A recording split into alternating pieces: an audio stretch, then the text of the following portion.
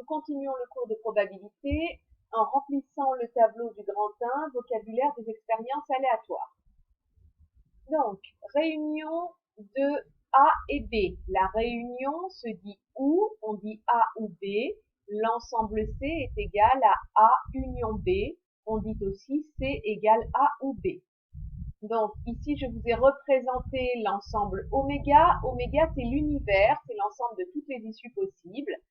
Et dans cet univers, on a des événements, c'est-à-dire des sous-ensembles de oméga. Souvenez-vous qu'on a lancé un dé, donc oméga, c'est 1, 2, 3, 4, 5, 6.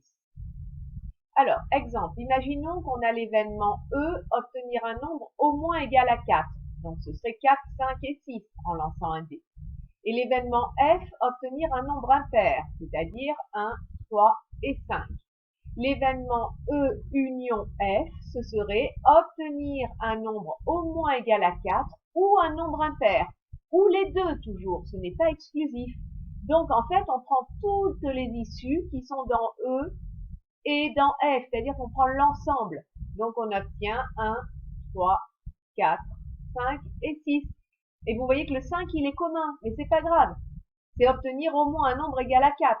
C'est aussi obtenir un nombre impair, donc c'est bien obtenir l'un ou l'autre. Donc ici, A ou B, c'est l'ensemble de toutes les issues qui sont dans A ou dans B ou dans les deux. C'est tout ça. Maintenant, l'intersection. On dit A et B, on dit aussi A inter B. Ici, on dit A union B. Exemple. Donc, imaginons cette fois-ci qu'on ait toujours l'événement E et l'événement F les mêmes et qu'on cherche E inter F, c'est-à-dire obtenir un nombre au moins égal à 4 et un nombre impair. Eh bien, un nombre au moins égal à 4 et un nombre impair, il n'y a de commun dans ces deux ensembles que 5. Et donc, A, alors ici ça décale, je ne sais pas si ça décale aussi sur la vidéo, c'est 5 donc hein, dans l'ensemble. Hein, on a E inter F qui est égal à 5. Voilà. Et donc A inter B ici, ce sont les événements qui sont à la fois dans A et dans B. On continue. On dit que A et B sont incompatibles lorsqu'ils ne peuvent pas se réaliser en même temps. C'est-à-dire que leur intersection est vide. Voilà, on a deux événements d'intersection vide. Alors, quels sont les événements incompatibles ici pour nous lorsqu'on prend l'exemple du dé?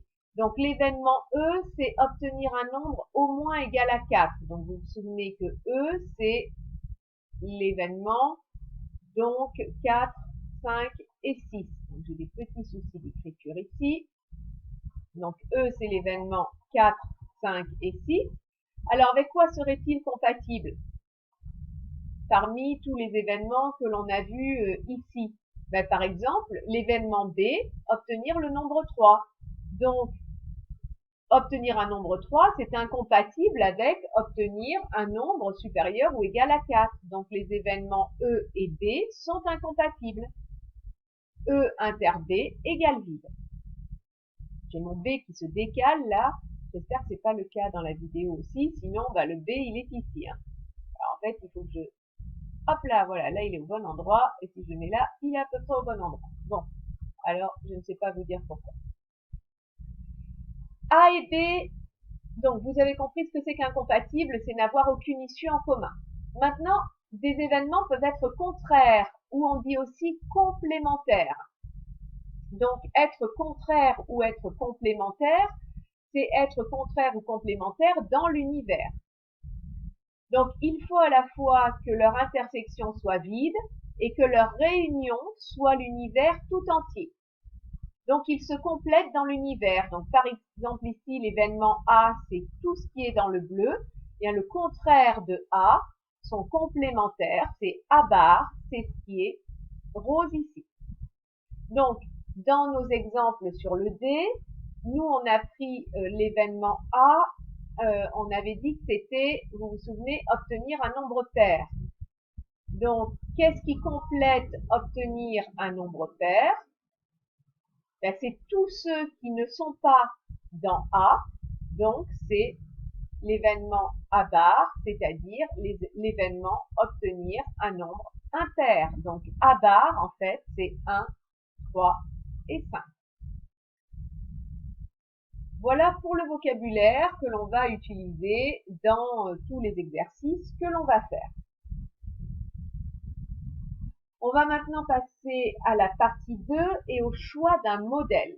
Donc pour cela, vous allez faire l'activité 1, page 303. Donc voilà l'activité 1, page 303 dans votre livre. Donc je vais vous laisser prendre votre livre, vous la chercher et ensuite vous passez à la vidéo suivante pour sa correction.